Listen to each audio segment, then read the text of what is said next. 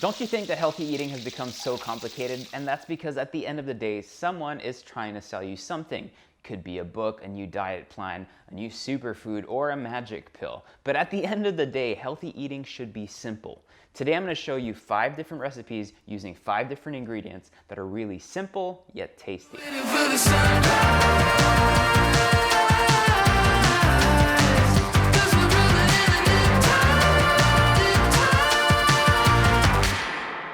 So a lot of you have been commenting online that I have gained weight. Yes, I'm gonna come clean. I've gained about 6 kilos since this whole pandemic / lockdown happened. I'm currently not in my home country. I am stuck in Australia, and I didn't know that 6 months down the line, I would still be here. I've always known that my body is susceptible to weight gain, and I've always been very conscious of that in terms of the food choices that I make. But I'm just not used to this level of inactivity where for the last 7 months, I've only really been able to go outside just to get groceries.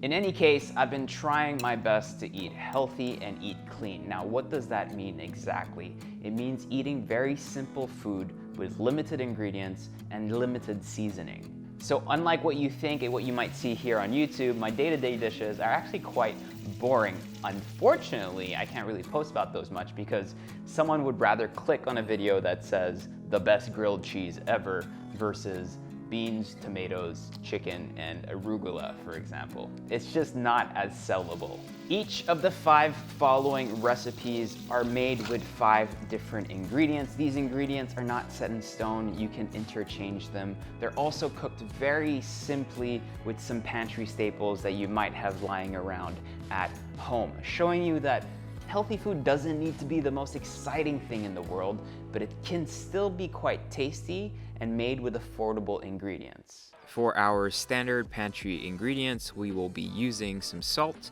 pepper, fish sauce, olive oil, and vinegar, and some butter. For our first dish, our 5 ingredients are chicken thighs, scallions, white beans, garlic, and tomato sauce. The first thing we want to do is cook the chicken. In your hot pan on medium heat, heat 1 tablespoon of extra virgin olive oil. Make sure it's spread all over properly. Place your bone-in chicken thighs skin side down, season with salt, and reduce the fire to medium-low. You're going to want to cook this for about 10 minutes, so quite slowly, uncovered, and then 10 minutes covered, just on one side, making sure to check it frequently just so that it doesn't burn. This will render the fat in the thighs and crisp up the skin. After 15 to 20 minutes, flip them, cover, and cook for a further 10 minutes or until cooked. In another pan, saute 2 cloves of sliced garlic until tender, not brown, before adding your rinsed and strained beans. Any beans will do. Toss everything together, add in your tomato sauce and a little bit of water. Reduce it gently and cook for 15 minutes on low heat. Make sure to season it with salt. When ready, place your beans on your plate, the chicken, and our 5th ingredient, some sliced scallions. Finish with some salt and pepper.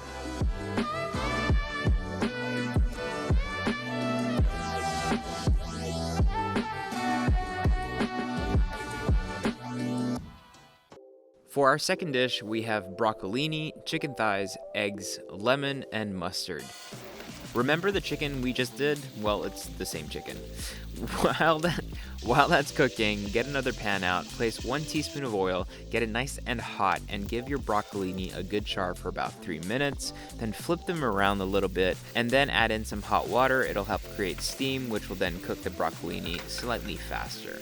When the water is gone, toss in half a teaspoon of butter and some salt. Honestly, any vegetable you like to saute will work in this dish, so don't stop yourself just because you can't find broccolini. For our eggs, boil some water, place in some cold eggs, and cook for 7 minutes before plunging into an ice bath. We are looking for an almost hard-boiled egg here, but still quite jammy in the center. Let's quickly make our sauce. Some red wine vinegar, Dijon mustard, lemon juice, and olive oil slowly incorporated while beating. We're just looking to bring this all together. Place your broccolini on the plate, top with some chopped chicken, your sliced egg, and drizzle with your dressing. Season with salt and pepper if needed.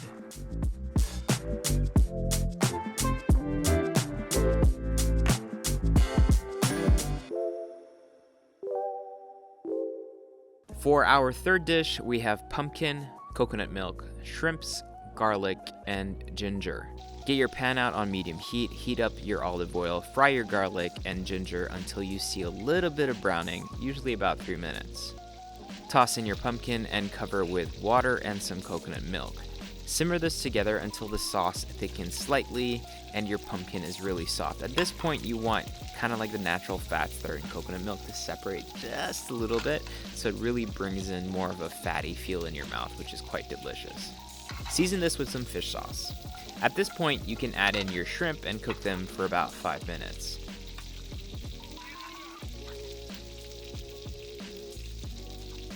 This is perfect alone, but if you really want some white rice, go for it. Just remember that 1 portion of rice is actually not 1 cup, but half a cup. I'm sorry to break the news.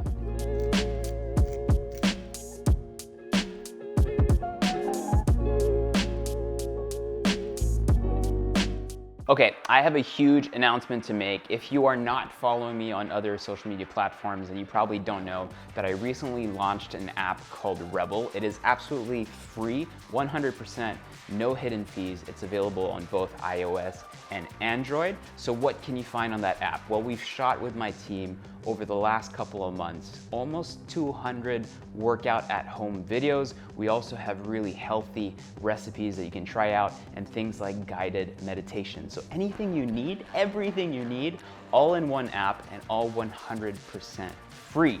So if I were you, I would click the link in the description below like now and download Rebel on your phone. You have nothing to lose. When you're on the app, no one's gonna ask you to pay for anything.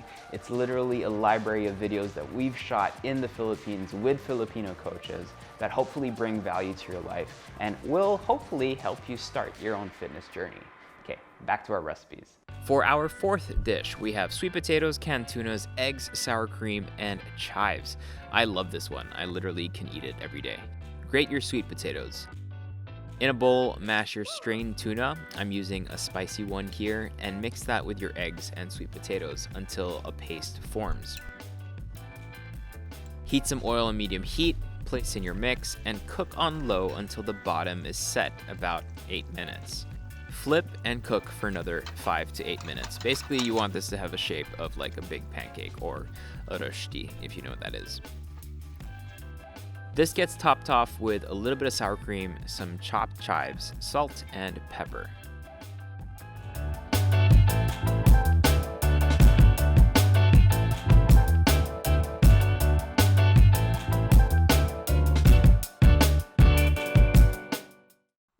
A little bit of fish for our final dish. Do you like that rhyme? Here are the ingredients you need: frozen peas, kale, lemon, basa fillets, or any kind of fish really, and almond milk, or any kind of milk really. Heat up some oil in a pan on medium heat, toss in your peas, cook down for 2 minutes before adding some chopped kale or whatever dark leafy green that can be cooked. Cook this down together for about 5 minutes before adding any of your milk. Season this with some salt and then simmer until slightly thicker. Now this won't get like really creamy and thick, but it should slightly thicken up. For our fish, I'm going to use some basa fillets, but really, as I said, any fish fillet will do. That goes in a hot pan with some hot oil and butter. I flipped this around the 3-minute mark, or when I started noticing a nice brown crust on my fish. Obviously, depending on how thick your fillet is, the cook times will be very different. But one thing's for sure, make sure to season your fish.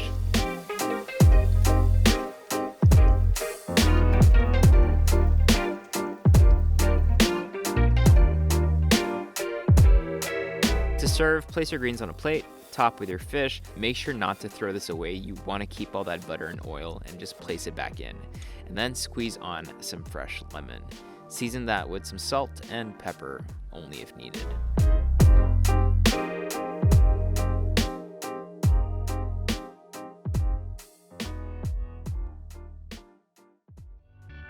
Finally done. All in all, that took me about an hour and 45 minutes to cook. Keep in mind that I was shooting everything by myself as well, so if I wasn't shooting anything, each of these dishes from prep to cooking time would probably have taken 10 to 15 minutes at most, which is what I think healthy eating should be. It should be fast, convenient, and if you look at it, it's all kind of like the same style plating, very rustic, very using whatever ingredients were part of the 5 ingredients for each of these dishes.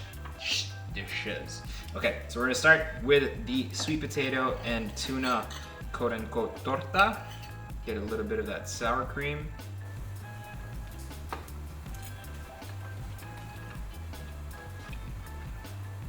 Really simple type of ingredients. If you don't have sour cream, it's fine. You can put yogurt. If you don't have yogurt, it's fine. You can do without the yogurt completely.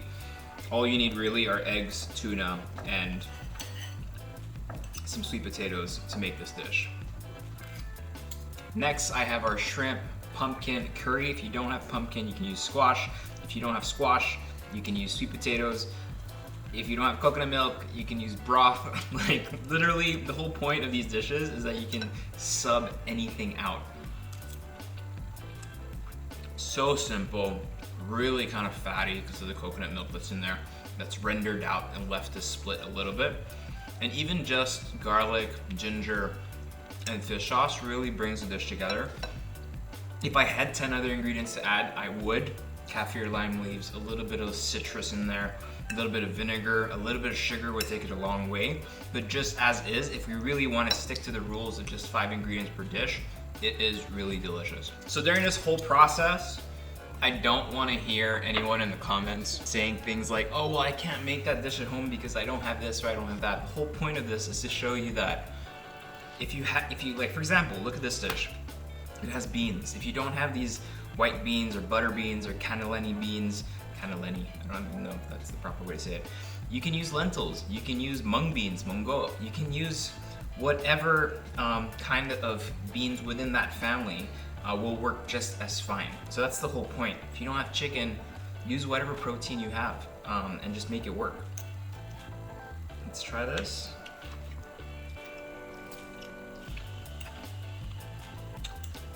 Chicken's really moist, tender. Not hot anymore because I was taking pictures of everything.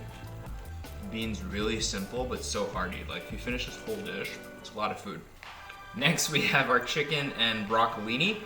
If you don't have broccolini, use regular broccoli. If you don't have regular broccoli, use pechay. If you don't have pechay, use Chinese broccoli. If you don't have Chinese broccoli, use whatever like thick green vegetable you can find. I'm sure you'll find something. That with a little vinaigrette really brings everything together.